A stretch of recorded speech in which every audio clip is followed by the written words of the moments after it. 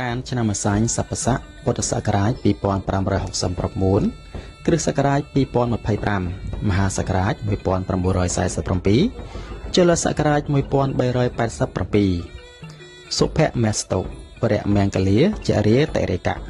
ព្រះពុទ្ធសករាជព្រះសាសនាអតកន្តាកន្លងទៅបាន2568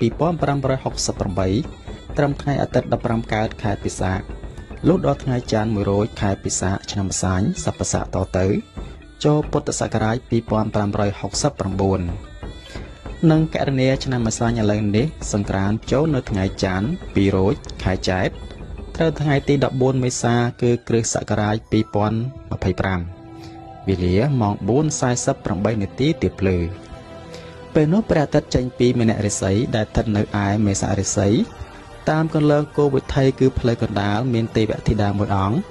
ជាមគ្គនេយិកាព្រះនាមគោរកៈទេវីជារាជបុត្រីទី2នៃកបលមហាព្រហ្មទ្រង់គង់នៅចាតុមហារាជការទ្រង់អំពើពណ៌លឿងលម្អនៅប្រកាយដោយសៀតផ្កាអង្គាបោះអភរណៈកែវមុតាភះសាហាទ្រង់តេឡាំងបាទចឹងចង់បញ្ជាក់ត្រង់នេះបន្តិចថាទេវតាឆ្នាំនេះទ្រង់សោយប្រេងបាទហើយប្រេងនេះនៅក្នុងសភៅមហាសង្ក្រាន្តនេះมันបានបញ្ជាក់ថាជាប្រេងអ្វីទេអញ្ចឹងយើងអាចថ្វាយជាប្រេងល្ងឬក៏ប្រេងសណ្ដែកអីតាមការគួរចុះអ្វីដែលអាចហូបបានបាទព្រះហស្ថស្ដាមទ្រង់ប្រខ័ណ្ឌព្រះហស្ថឆ្វេងទ្រង់ឈើច្រត់ទ្រង់គង់ផ្ទុំបិទប្រណេតលើខ្នងស្ដេចព្យាកៈជាសក្លាជាយានពាហនៈទើបនាំអស់ទេវបុត្រទេវធីតាទាំងមួយសែនកោដ្ឋហោះទៅកាន់គុហាកែវធម្មមេលីនាភ្នំកៃឡាសខេត្តហមពានជាទីតម្កល់ទុកនៅព្រះសិរសាកបលមហាព្រហ្មដែលតម្កល់លើពានមាសនាំមកដង្ហែប្រតិសិនភ្នំសុមេរុតាមផ្លូវព្រះអាទិត្យចរចំនួន60នាទីទើបនាំទៅតម្កល់ទុកនៅកន្លែងដើមវិញហើយប្រជុំទេវបុត្រទេវធីតាទាំងមួយសែនកោដ្ឋចូលទៅស្រង់ទឹកអនោតមហាស្រះដែលហូរចេញពីបំពង់ថ្មកែវដែលជាមាត់គោឧសភរាជទាំង7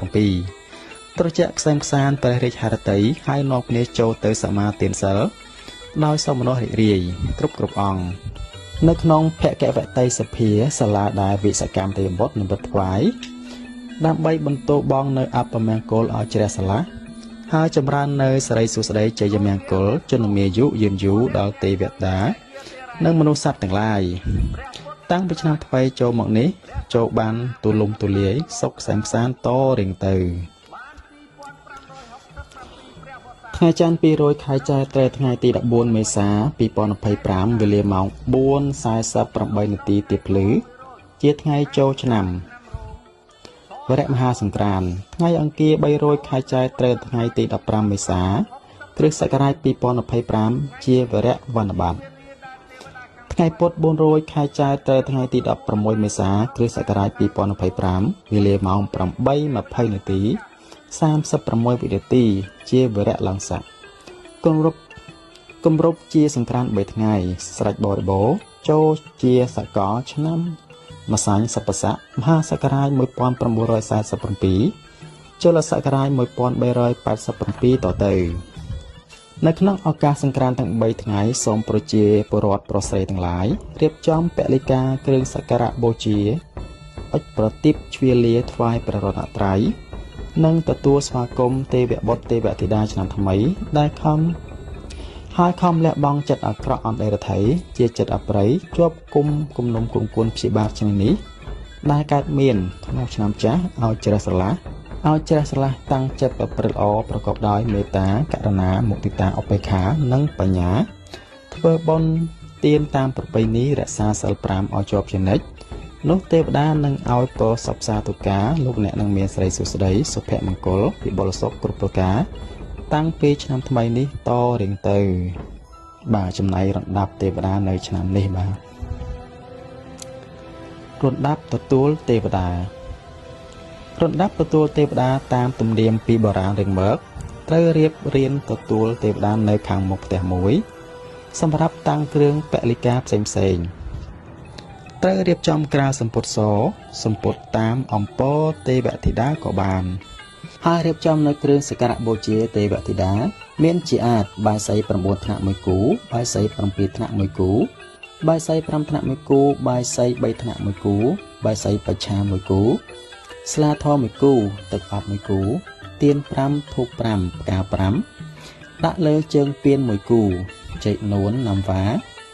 ដាក់លើជើងពៀន1គូផ្លែឈើ11មុខរៀបដាក់ជើងពៀន11គូដងឡៅ1គូ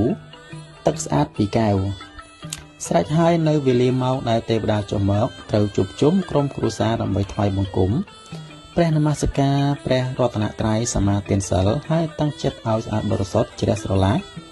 នៅមន្ទិលទាំងពួងតម្កល់ចិត្តរំពឹងគិតទៅលើព្រះពុទ្ធព្រះធម៌ព្រះសង្ឃជាទីពឹងទីរលឹកលុះដល់ចប់ពិធីទទួលទេវតានៅខាងដើមរៀនគួរមានខ្លះមួយបាំងផងនៅគ្រប់ដង្វាយទាំងអស់ត្រូវដាក់ផ្កាម្លិះភួងពីលើគ្រប់ដង្វាយលើជើងពៀននិងលើបាយសីត្រូវដោតទៀនដុតបំភ្លឺបាទនេះគឺជារណ្ដាប់ទទួលទេវតាសម្រាប់ជាផ្លូវការបាទចំណាយប្រជាពលរដ្ឋនៅតាមស្រុកភូមិយើងអាចរៀបចំតាមធនធានរបស់យើងចុះហើយទេវតាព្រះអង្គឆ្នាំនេះគឺទេវធីតាទ្រង់សោយបាទបាលីថាតេឡាំងគឺប្រេងបាទប្រេងហ្នឹងមិនបានបញ្ជាក់ក្នុងសភៅមិនបានបញ្ជាក់ថាជាប្រេងអ្វីប៉ុន្តែយើងអាចប្រើជាប្រេងសណ្ដែកឬក៏ប្រេងល្ងឲ្យបានបាទសូមជូនពរពុកម៉ែបងប្អូនទាំងអស់ជួបតែសេចក្តីសុខចម្រើនហើយកុំភ្លេចរក្សានៅសិល5ជាប់ជាប្រចាំដើម្បីទទួលបានសុខសុភមង្គលតរៀងទៅ